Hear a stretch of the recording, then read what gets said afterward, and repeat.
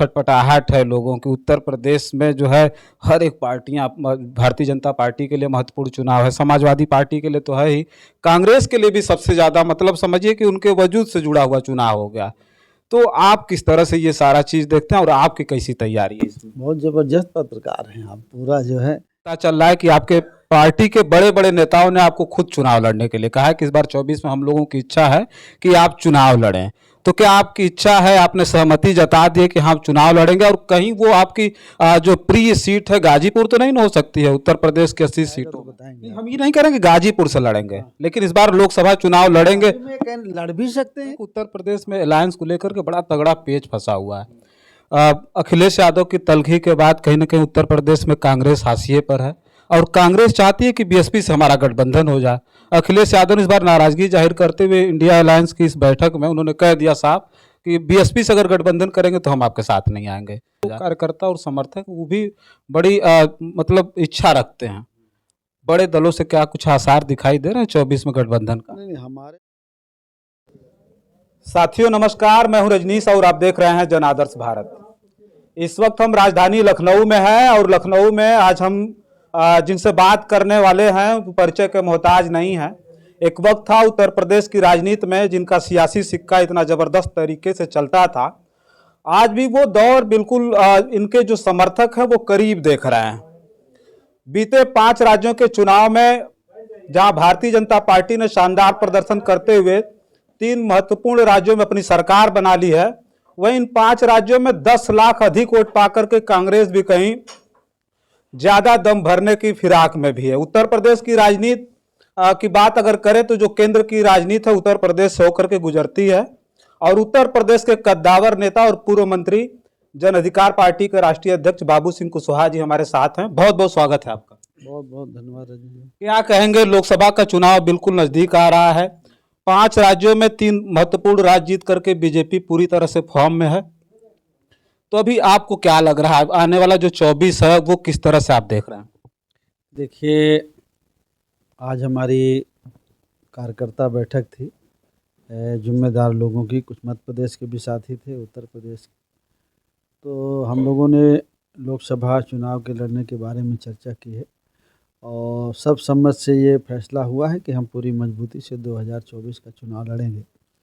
जहाँ तक आपने 3 राज्यों को बीजेपी के जीतने का फुल फॉर्म में आने की बात कर रहे हैं, पिछली बार तो कांग्रेस जीती थी 3 राज्य, बीजेपी हार गई थी। उसके बाद लोकसभा बीजेपी जीत गई थी और कांग्रेस हार गई थी। तो अभी ये नहीं कहा जा सकता है कि ये जीत गए 3 राज्य तो क्या इस तरह से देखा जाए कि बीजेपी जीत गई तो हार जाएगी 24 में? देखिए, ये हम नहीं कह रहे हैं कि बीजेपी जीत जाएगी कि कौन जीत जाएगा, लेकिन ये है कि हम अपनी तैयारी कर रहे हैं और हम भी मजबूती से लड़ेंगे। तो हम भी जीतने के लिए लड़ेंगे। तो कांग्रेस भी लड़ेगी, अलायंस उनका मिला के, बीजेपी भी लड़ेगी। अभी महीने भर में स्थिति साफ होगी।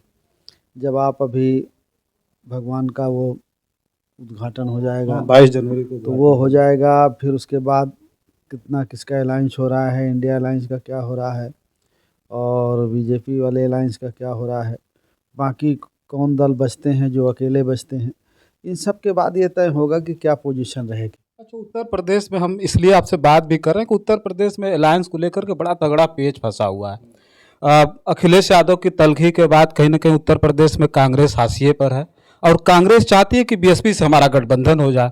अखिलेश यादव ने इस बार नाराजगी जाहिर करते हुए इंडिया अलायंस की इस बैठक में उन्होंने कह दिया साफ कि बीएसपी से अगर गठबंधन करेंगे तो हम आपके साथ नहीं आएंगे। तो ऐसे में क्या लगता है कांग्रेस का रुझान, अब अभी मायावती जी का बयान भी आया उसमें रुझान भी साफ दिख रहा था, हो सकता है कांग्रेस से गठबंधन हो जाए। ऐसी स्थिति में क्या लगता है क्या हो सकता है? देखिए, इस बारे में बीजेपी ज़्यादा, वो कांग्रेस बता पाएगी, बीएसपी बता पाएगी, सपा बता पाएगी।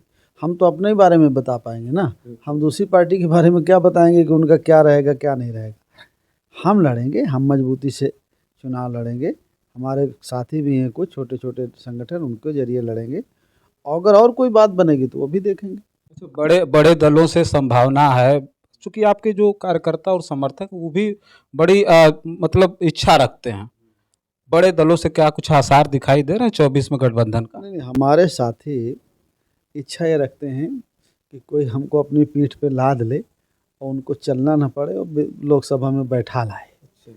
ये हमारे साथी इच्छा रखते हैं और मैं उनको कहता हूँ कि भाई चल के जाना पड़ेगा, थोड़ा मेहनत पर करनी पड़ेगी। तो समझ रहे हैं बात को, थोड़ा मेहनत कर रहे हैं, और तो मेहनत करेंगे तो किसी से बात बनेगी, तो बात बना के हम लोग भी जीत के जाएंगे।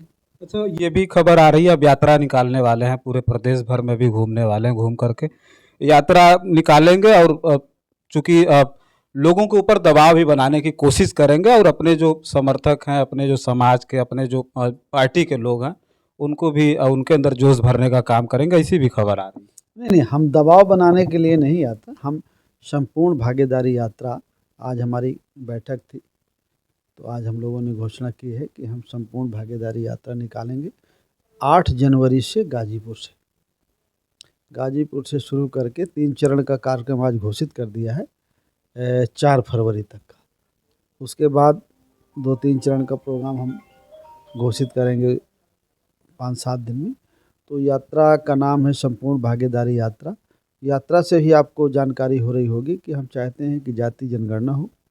जाति जनगणना के बाद जिसकी जितनी आबादी आए, उस आबादी के हिसाब से उसको हर क्षेत्र में हिस्सा मिले। संपूर्ण भागीदारी का मतलब ज़मीन में, जंगल में, जल में, पहाड़ में, नौकरियों में, धन संपत्तियों में, हर जगह आबादी के हिसाब से सबको हिस्सा मिले। इसीलिए हमने संपूर्ण भागीदारी यात्रा नाम से यात्रा निकाल रहे हैं। लोगों को जागरूक करेंगे कि भाई हमको जो भागीदारी दे उसके साथ हमें रहना। तो भागीदारी के लिए तो अभी कांग्रेस भी कह रही कि हम जो है जातिवार जनगणना कराएंगे, अखिलेश यादव भी कह रहे हैं कि हम जातिवार जनगणना चाहते हैं। अब बीजेपी को छोड़ करके तब सारे लोग चाहते हैं कि ये सारी चीजें हों। आप ये समझिए कि आपके भाई का, आपके बच्चे का ध्यान आप ज़्यादा रखेंगे कि कोई हम कहेंगे कि तो आप अपनी ज़मीन हमको दे दो, हम आपके बच्चों का ध्यान रखेंगे? ये बताइए। तो हमें रखना पड़ेगा, आपको रखना पड़ेगा ना। तो हम अपने लोगों का ध्यान हम रखेंगे कि वो कह रहे हैं राजपाट हमको दे दो, हम तुम्हें टुकड़े में पालते रहेंगे। उनका मतलब ये है हम अपने बच्चों का ध्यान हम रखेंगे, अपना ध्यान हम रखेंगे। इसलिए मैं कहता हूँ कि अगर हमें हक हिस्सा लेना है, भागीदारी लेना है, तो हमको अपनी सरकार बनानी पड़ेगी, गरीब और कमज़ोर की सरकार बनानी पड़ेगी, वीकर सेक्शन के लोगों को जाना पड़ेगा। ये लोग जो कह रहे हैं उनका कहने का मतलब क्या है? उन लोगों से लोगों को क्या प्राप्त होगा? जैसे ये लोग जब जातिवार जनगणना की बात कर रहे हैं, वहाँ जो है बिहार में जातिवार जनगणना हो गई तो लोगों को अब लग रहा है कि नहीं ये मुद्दा अच्छा है, इससे हम 24 में भुला सकते वो इसलिए कह रहे आई वो इसलिए कह रहे हैं, बैठने दीजिए, वो इसलिए कह रहे हैं कि हम उनको वोट दे के उनको राजपाट में भेज दें और हम उनके आशे में हो जाए। वो कहते हैं मैंने बताया ना, वो कहते हैं कि हम ध्यान रखेंगे, आप हमको राजपाट दे दो। हम ये बता रहे हैं कि आप अपने बच्चों का ज़्यादा ध्यान रखेंगे, तो आपको राजपाट उनको देने की जरूरत नहीं है, अपने लोगों को बनाओ। अच्छा, एक महत्वपूर्ण सवाल ये है, पता चल रहा है कि आपके पार्टी के बड़े बड़े नेताओं ने आपको खुद चुनाव लड़ने के लिए कहा है कि इस बार 24 में हम लोगों की इच्छा है कि आप चुनाव लड़ें। तो क्या आपकी इच्छा है, आपने सहमति जता दी कि हम चुनाव लड़ेंगे? और कहीं वो आपकी जो प्रिय सीट है गाजीपुर तो नहीं ना हो सकती है उत्तर प्रदेश की 80 सीटों में? नहीं, उत्तर प्रदेश में सभी जगह हम जाते हैं, सभी जगह के लोग हमें प्रिय हैं, वो हमें चाहते हैं, हम चाहते हैं उनको। तो लड़ने की चर्चा होती है, समय आएगा तो वो भी बता देंगे आपको। अपनी इच्छा जाहिर नहीं की है कि नहीं हम लड़ेंगे? करेंगे, हमारे साथी कह रहे हैं, हम लोग लगे हैं, समय आएगा तो बताएंगे। तो लड़ेंगे नहीं, समय आएगा तो बताएंगे। हम ये नहीं करेंगे गाजीपुर से लड़ेंगे, लेकिन इस बार लोकसभा चुनाव लड़ेंगे। लड़ भी सकते हैं, हाँ, कोई अभी फाइनल नहीं है, लड़ भी सकते हैं, नहीं भी लड़ सकते, दोनों बातें। अच्छा, आखिरी सवाल ये है कि 2024 को लेकर के प्रमुख रूप से आपकी तैयारी क्या है? देखिए, जो छटपटाहट है लोगों की, उत्तर प्रदेश में जो है हर एक पार्टियां, भारतीय जनता पार्टी के लिए महत्वपूर्ण चुनाव है, समाजवादी पार्टी के लिए तो है ही, कांग्रेस के लिए भी सबसे ज़्यादा, मतलब समझिए कि उनके वजूद से जुड़ा हुआ चुनाव हो गया।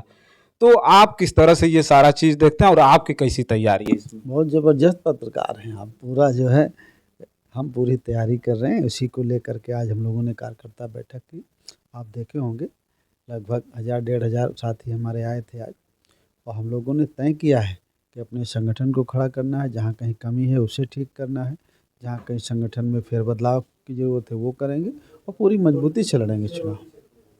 ठीक, चलिए, देखिए, हम चर्चा कर रहे थे, हमारे साथ जो है जन अधिकार पार्टी के राष्ट्रीय अध्यक्ष और पूर्व मंत्री उत्तर प्रदेश के कद्दावर नेता बाबू सिंह कुशवाहा जी हैं। इस वक्त जन अधिकार पार्टी के इस कारवां को लेकर के उत्तर प्रदेश की राजनीति में अपने आप को खड़ा किया, अपने समाज के लोगों को खड़ा किया इन्होंने। उस वक्त सबसे पहले उन्होंने नारा दिया, चूंकि कारण है उसी मिशन से आए थे जिस मिशन को मान्यवर कांशीराम साहब ने बाबा साहब अम्बेडकर के बाद खड़ा किया था। तो उन्होंने सबसे बड़ा नारा दिया जो मान्यवर कांशीराम साहब का मूल नारा था कि जिसकी जितनी संख्या भारी उसकी उतनी हिस्सेदारी। और उस नारे को लेकर के कभी ऐसा लग नहीं रहा था, चूंकि हम भी कई बार बात कर चुके हैं, हम भी बहुत दिनों से देख रहे हैं, लेकिन ऐसा लगता नहीं था कि कांग्रेस जैसी पार्टी के लोग भी ये बात कहेंगे जो 70 साल तक कभी ये बात की चर्चा नहीं की कि जिसकी जितनी संख्या भारी उसकी उतनी हिस्सेदारी। लेकिन अब कांग्रेस सहित बड़ी बड़ी पार्टियां, यहां तक कि बीजेपी के कुछ ऐसे घटक दल एनडीए के, वो बोलने लगे हैं। बीजेपी के कुछ नेताओं ने भी ये कह दिया कि हम जातिवार जनगणना चाहते हैं, हम जाति के हिसाब से हिस्सेदारी चाहते हैं। लेकिन ये कितना जमीन पर उतर पाएगा, ये लोगों की मंशा क्या है, उस लोगों की मंशा के अनुरूप क्या ये लोगों के बीच उतर पाएंगे, खरे उतर पाएंगे, ये आने वाला वक्त बताएगा। फिलहाल 2024 का जो इलेक्शन है वो बिल्कुल नजदीक है, जिस पर हमारी नजरें हैं। जन आदर्श भारत की टीम पूरी तरह से एक एक पल को, एक एक राजनीतिक क्षण को अपने कैमरे में कैद करके आपके बीच भेजेगी, पहुंचाएगी। तब तक के लिए आप जन आदर्श भारत देखते रहिए। बहुत बहुत धन्यवाद।